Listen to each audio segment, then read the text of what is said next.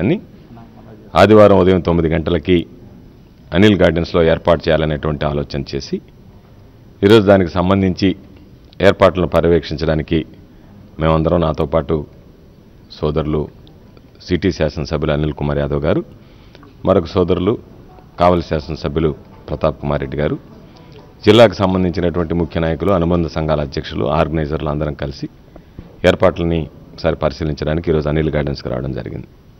రేపు ఉదయం 9 గంటలకల్లా ప్లేనరీ సమావేశం ప్రారంభమవుతుంది. దీనికి సంబంధించి నెల్లూరు పార్లమెంట్ సభ్యులు పెద్దల రాజమోహన్ రెడ్డి గారు, దాంతోపాటు తిరుపతి పార్లమెంట్ సభ్యులు పెద్దల వరప్రసాదరావు గారు, జిల్లా పరిశీలకులైనటువంటి ఒంగోలు పార్లమెంట్ సభ్యులు వైవి సుబ్బారెడ్డి గారు, వీరితో పాటు ఈ నియోజకవర్గాల సంబంధించినటువంటి ప్లేనరీ సమావేశాలు నిర్వహించిన తర్వాత జిల్లా స్థాయి ప్లేనరీ సమావేశానికి అబ్జర్వర్లను నియమించడం జరిగింది, పరిశీలకుల్ని. వాటికి సంబంధించి జిల్లా ప్లేనరీ సమావేశానికి సంబంధించి ఈరోజు గుడివాడ శాసనసభ్యులు కొడాలి నానిగారు, అదేవిధంగా రాష్ట్ర బీసీ సంఘం అధ్యక్షులు జంగా కృష్ణమూర్తి గారు, రాష్ట్ర ఎస్సీసీఎల్ అధ్యక్షులు మేరుగు నాగార్జున గారు, వీరితో పాటు మాజీ జిల్లా పరిషత్ అధ్యక్షులు, కార్యదర్శి, వైఎస్ఆర్ కాంగ్రెస్ పార్టీ రాష్ట్ర కార్యదర్శి అయినటువంటి వేణుగోపాల్ గారు, చెలుబోయినటువంటి వేణుగోపాల్ గారు, వీళ్ళందరూ కూడా రేపు ఈ కార్యక్రమంలో పాల్గొంటారు. వీరితో పాటు గౌరవ శాసనసభ్యులు, నియోజకవర్గాలకు సంబంధించినటువంటి సమన్వయకర్తలు, ముఖ్య నాయకులు అందరూ కూడా ఈ సమావేశంలో పాల్గొంటారు. పాల్గొనేటువంటి సమావేశం ఉదయం 9 గంటలకల్లా ప్రారంభించాలనేటువంటి నిర్ణయం తీసుకోవడం జరిగింది. కాబట్టి రేపు ఉదయం 9 గంటలకి అనిల్ గార్డెన్స్లో ఈ ప్లేనరీ సమావేశాలు ప్రారంభమవుతాయి.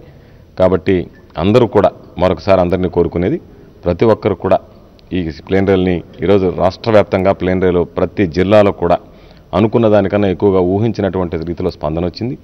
పెద్ద ఎత్తున తరలొచ్చారు. కాబట్టి మేమందరం కూడా కోరుకునేది, నాయకులు అందరూ పాల్గొనేటువంటి ఈ సభలో కార్యకర్తలు అందరూ కూడా క్రమశిక్షణతో ఈరోజు అనేక రకాలకు సంబంధించి, ఈ జిల్లాకు సంబంధించి నియోజకవర్గాలుగా ఉన్నటువంటి సమస్యలు, రాష్ట్ర స్థాయిలో ఉన్నటువంటి సమస్యలు, జిల్లా స్థాయిలో ఉన్నటువంటి సమస్యలు, వీటన్నిటిని కూడా తీర్మానాల రూపంలో ప్రతిపాదిస్తాం. వాటిని అందరి అంగీకారంతో ఆమోదింపజేసి రేపు జరగబోయేటువంటి రాష్ట్ర స్థాయి ప్లేనరీ సమావేశానికి పంపించాలనేటువంటి నిర్ణయం కూడా తీసుకోవడం జరిగింది. కాబట్టి ఈ ప్లేనరీ సమావేశం అనేటువంటిది తెలుగుదేశం పార్టీ మహానాడులాగా మొక్కుబడిగా ఏదో వచ్చాం, అధికార పార్టీ ఉంది కాబట్టి ఏదో ఈ కార్యక్రమం జరిపామని చాలామంది నవ్వుకున్నారు. అధికార పార్టీలో ఉండేటువంటి వ్యక్తులే, అధికార పార్టీకి సంబంధించి నిర్ణయాలు తీసుకోవాల్సినటువంటి వ్యక్తులే ఈరోజు తీర్మాన రూపంలో ప్రతిపాదించడం అనేటువంటిది కేవలం జిల్లావాసుల కంటి తుడుపు చర్యగా భావించాల్సిందే తప్ప మరొక ఆలోచన లేదు. వైఎస్ఆర్ కాంగ్రెస్ పార్టీ ఆ విధంగా కాకుండా ఈరోజు ఏ తీర్మానం అవసరం అవుతుందో, ఎక్కడైతే ప్రజలకు సంబంధించినటువంటి సమస్యలు ఉన్నాయో వాటినన్నింటిని కూడా తీర్మానాల రూపంలో ఆమోదించి ప్రభుత్వం మీద ఒత్తిడి తేవాలని, ప్రభుత్వం మీద ఒత్తిడితో పాటు భవిష్యత్తులో జగన్మోహన్ రెడ్డి గారు ముఖ్యమంత్రిగా అధికారం బాధ్యతలు స్వీకరించేటువంటి అవకాశాలు, సంకేతాలు స్పష్టంగా ఉన్నాయి. కాబట్టి ఈరోజు దాని మీద వాటినన్నింటిని కూడా తీర్మాన రూపంలో ప్రతిపాదించి సాధ్యాసాధ్యాలను కూడా పరిశీలించి వాటి మీద నిర్ణయం తీసుకోవాలనేటువంటి ఆలోచనతో కూడా ఈరోజు ఈ కార్యక్రమాలన్నింటికీ రూపకల్పన చేయడం జరిగింది. జగన్మోహన్ రెడ్డి గారు ఏ కార్యక్రమానికి వెళ్ళినా సరే విశేషమైనటువంటి స్పందన లభిస్తుంది. బహుశా నాకు తెలిసి నిన్న ఆయన దళితులకు సంబంధించినటువంటి సమస్య మీద పాల్గొంటే బహుశా ఒక ప్రతిపక్ష నాయకుడిగా జగన్మోహన్ రెడ్డి గారు ఎంత పరిణితి చెంది వ్యవహరిస్తున్నాడు అనేటువంటి దానికి ఇదొక ఉదాహరణ. కొంతమంది ఏమీ లేక, చెప్పుకోలేక, కావాలని కొంతమంది ఏదో ఒక విధంగా తప్పుడు ప్రచారాలు చేయాలనేటువంటి ఆలోచనతో జగన్మోహన్ రెడ్డి గారు చేసేటువంటి వాళ్ళకి ఇది చెంపపెట్టు లాంటిది, ఇది చురక లాంటిది. జగన్మోహన్ రెడ్డి గారు అక్కడికి వెళ్ళి విద్వేషాలు రెచ్చగొట్టకుండా, ఒక ప్రాంతానికి, ఒక పార్టీకి సంబంధించినటువంటి వ్యక్తులకు సంబంధించి కాకుండా ఈరోజు చంద్రబాబు నాయుడు లాగా రాజకీయాలు చేస్తూ కుల విద్వేషాలు రెచ్చగొడుతూ వాళ్ళందరి మధ్య విద్వేషాలు రగిల్చి రాజకీయ లబ్ధి పొందాలనేటువంటి ఆలోచన చేసేటువంటి పరిస్థితుల్లో ఈరోజు జగన్మోహన్ రెడ్డి గారు ప్రజల పక్షాన్ని నిలబడి ప్రజల సమస్యలను ఆకలింపజేసుకుని, దళిత సమస్యలను ఆకలింపజేసుకుని, దళితుల మధ్యకి వెళ్ళి వాళ్ళ మధ్య ఉన్నటువంటి పొరపత్యాలను పారదోలేటువంటి పని చేశాడు తప్ప ఇది నిజంగా, ఇది బహుశా ఏ ప్రతిపక్ష నాయకుడు ఆంధ్ర రాష్ట్ర చరిత్రలో చేయనటువంటి సాహసం.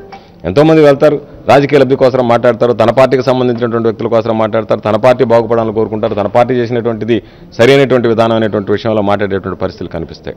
ఈరోజు వాళ్ళందరినీ కూడా ఒక మనిషిగా మామూలుగా ఒక ప్రతిపక్ష నాయకుడిగా వెళ్ళి ఓ సాధారణ పౌరుడిగా అందరితో కలిసి వాళ్ళ మధ్య ఎటువంటి విభేదాలు లేకుండా, విభేదాలకు తావు లేకుండా ఆయన చేసినటువంటి ప్రయత్నం నిజంగా ప్రతి ఒక్కరూ హర్షించదగినటువంటిది. భవిష్యత్తులో కూడా వైఎస్ఆర్ కాంగ్రెస్ పార్టీ అధ్యక్షుడు జగన్మోహన్ రెడ్డి గారు ఇదే విధంగా ముందుకు వెళ్లాలని చాలామంది ఈరోజు ఆశీస్సులు ఇవ్వడం జరుగుతుంది, సోషల్ మీడియాకి సంబంధించి కానీ ప్రతి విషయంలో కూడా. కాబట్టి మేమందరం కూడా రాబోయేటువంటి రోజుల్లో జగన్మోహన్ రెడ్డి గారి నాయకత్వంలో ఇటువంటి కార్యక్రమాలు మరింతగా జయప్రదం చేయడానికి ప్రయత్నం చేయడం జరుగుతుందని తెలియజేస్తున్నాం.